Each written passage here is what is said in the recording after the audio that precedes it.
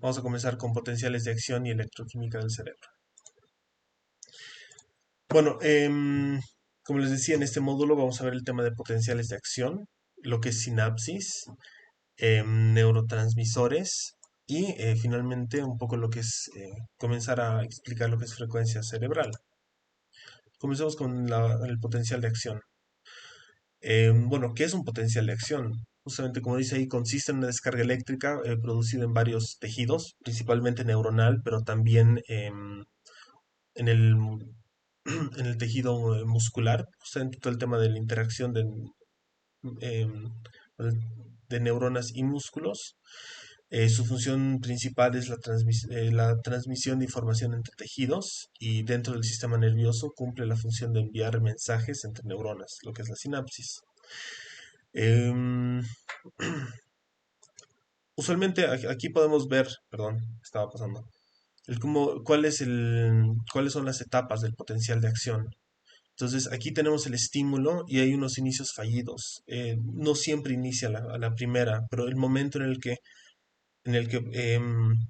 digamos, entra o sea, el estímulo, pasa el tema de la depolarización, donde llegamos al potencial de acción, que es la transferencia de la información, y luego pasamos al tema de la repolarización y, bueno, el periodo refractario, que es como del descanso.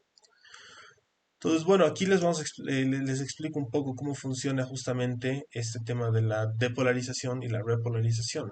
Entonces, tenemos las dos fases, la catiónica y la aniónica. Entonces, una vez que entra el estímulo, que le llega el estímulo a la neurona, que por dentro está por todo positivo, se abren como unas compuertas y se hace el intercambio lo positivo pasa afuera y lo negativo pasa adentro. Y eso es lo que produce una descarga eléctrica. E entramos a lo que es sinapsis. ¿Ya? Y bueno, como podemos ver ahí, consiste en la transferencia e integración de información de varios estímulos de distintas regiones del sistema nervioso. Una neurona regular consiste en millones de conexiones, tanto recibiendo como enviando señales. Y bueno, tenemos dos tipos de sinapsis, eléctricas y químicas. El sistema del cuerpo humano es principalmente, o sea, se lo llama un sistema electroquímico y en su mayoría se dan sinapsis químicas. Aquí les voy a explicar un poco la diferencia entre las sinapsis eléctricas y las sinapsis químicas. Perdón, sinapsis químicas. Las sinapsis eléctricas son más rápidas, estereotipadas y son señales despolarizantes. ¿Qué quiere decir eso? Que justamente el momento en el que entra pasa la electricidad, sale lo positivo, entra lo negativo y obviamente después vuelve a un estado normal donde positivo está dentro y negativo fuera. Principalmente se ve en el tema de nervios oculares y de contracciones, ya que son señales mucho más rápidas y que no necesitan una complejidad mayor que mandar la señal directo al sistema nervioso central. Después tenemos las sinapsis químicas, que esas sí son más complejas, intensas y son las que predominan en el cerebro. Esto se da a partir de neurotransmisores y es realmente todo lo que se puede explicar a través de esto todo lo que es conducta humana. ¿Ya? Como dice ahí, las sinapsis químicas se presentan en neuronas que poseen un espacio postsináptico, donde no tienen contacto, mientras que las sinapsis eléctricas se dan a través de una conexión directa entre la membrana de neuronas.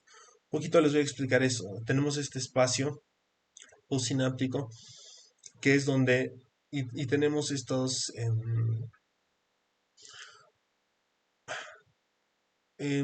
me da la palabra, tenemos estos como bolsas donde están el tema de los neurotransmisores. Entonces, según qué señal llegue, se pasan estos transmisores a la siguiente neurona para poder pasar la información de qué se está sintiendo, qué está pasando en ese momento. Entonces, según el neurotransmisor que se ve activo, pasa un cambio en la conducta. En cambio, en el eléctrico, como les decía, que tiene que ser algo más rápido, inmediato, existe esto que se llama el gap junction, que es un tipo de conexión proteínica entre las neuronas directa, es como un cable entre las neuronas, lo cual permite que sea mucho más rápido el tema de la transmisión de datos. Ahora entramos a neurotransmisores, un poquito explicar la complejidad justamente de la sinapsis química. En un primer lugar, tenemos en 1921 tenemos un grupo que descubre en los neurotransmisores, pero más como un compuesto químico dentro del cuerpo. Y es Otto Loewi que confirma la existencia de los neurotransmisores a través de experimentos con ranas. ¿Qué hacía él? Justamente con este líquido descubierto, lo ponía a la musculatura viva de la rana y veía cómo comenzaba a actuar al entrar en contacto con un químico que no debería tener ningún tema eléctrico, por decirlo así. Bueno, los neurotransmisores cumplen la función de mensajeros químicos en la sinapsis. O sea, mediante estos compuestos, esa era la palabrita que se me ha ido. El tema de la vesícula sináptica dentro de la neurona. Los neurotransmisores son recibidos y almacenados en la vesícula sináptica, ya que muchos de ellos son producidos fuera del sistema nervioso. Y bueno, se han registrado más de 200 tipos de neurotransmisores diferentes, pero tenemos una serie de 8 neurotransmisores, los cuales son los más importantes y de los que más se habla. Bueno, aquí tenemos el tema del glutamato. Como dice ahí, es uno de los principales neurotransmisores y está involucrado en casi el 90% de todas las sinapsis ocurridas en el cerebro. Algunas de sus funciones principales son agilizar la sinapsis, regular la información sensorial, transmitir impulsos motores, regular emociones, fomentar memorias, entre otros. Después tenemos el ácido gamma aminobutírico, que es uno de los neurotransmisores centrales en cuanto a la función inhibitoria, es decir, en cuanto a la desactivación de las neuronas, y contribuye mucho al tema de lo que es tono muscular. Después tenemos la acetilcolina, que, bueno, tiene la función de excitar o inhibir los órganos correspondientes al sistema nervioso autónomo, es decir, corazón, el estómago, cosas que no controlamos activamente con el cerebro. Y también funciona en el intercambio de señales de los nervios motores a los músculos. Es justamente la acetilcolina lo que utiliza Otto Loewi para confirmar la existencia de neurotransmisores en el cuerpo de las ranas y ver que para las subsecuentes investigaciones en el cuerpo humano. Después pasamos con la dopamina, que como dice ahí está encargado de la regulación motora, placeres relacionados a la motivación y excitabilidad emocional. El tema del reward system y también influye en la condición, actividad motora, motivación, bueno, y como les decía, el sistema de recompensa. La dopamina es uno de cuando uno escucha hablar de la activación de la sensación placentera de las drogas, usualmente está metido con el tema de receptores dopaminérgicos, eh, por ese tema del sistema de recompensa. Luego tenemos lo que es la serotonina. Algunas de sus funciones son regular el apetito, sueño, memoria, aprendizaje, memoria, ver el tema del estado anímico y las contracciones musculares. Ayuda con procesos conductuales y neuropsicológicos, como también, aparte, percepciones, igual influyen en el sistema de recompensa, en el tema de la ira, la agresión, el apetito, la sexualidad y, bueno, o sea, el tema de la metabolización de este neurotransmisor está asociado a varios trastornos psiquiátricos y, bueno, cuando nos estresamos se reduce la concentración de serotonina en el cuerpo.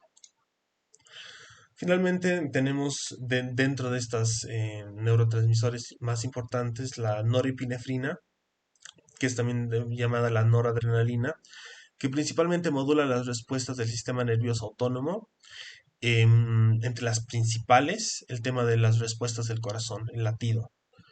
Tenemos la adrenalina, que actúa en la adrenalina o epinefrina, que actúa en el sueño y la habilidad de mantenerse alerta, que creo que es una de las que más conocemos, que también influye en todo lo que es el tema de la reacción y el sistema de lucha y huida del cuerpo humano.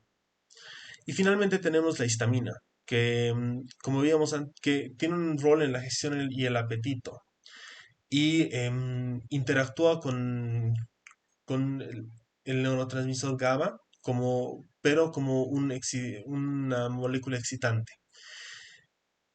eh, Incrementa la excitabilidad de las neuronas. Y por último entramos al tema de frecuencia cerebral, que lo vamos a hacer corto porque lo van a llevar más adelante en los módulos del EEG. ¿Ya? Pero bueno, básicamente la frecuencia cerebral es que el cerebro emite radiación electromagnética al ser un órgano que funciona a partir de la transmisión de señales electroquímicas, como mencionábamos. Al emitir una señal electromagnética se puede buscar captar dicha señal y la señal varía según el grado de activación que tenga el cerebro. Y bueno, según la frecuencia de señal emitida, se puede clasificar en cuatro categorías distintas. Tenemos la categoría delta, se da principalmente en el sueño REM. Tenemos la categoría de theta, que se da cuando uno está soñando despierto, cuando uno está pensando sin pensar, está distante. La alfa, que es como un pensamiento lento o un pensamiento normal, y la beta, que es cuando uno está concentrado en algo. Y bueno, eso sería. ¿Alguna pregunta?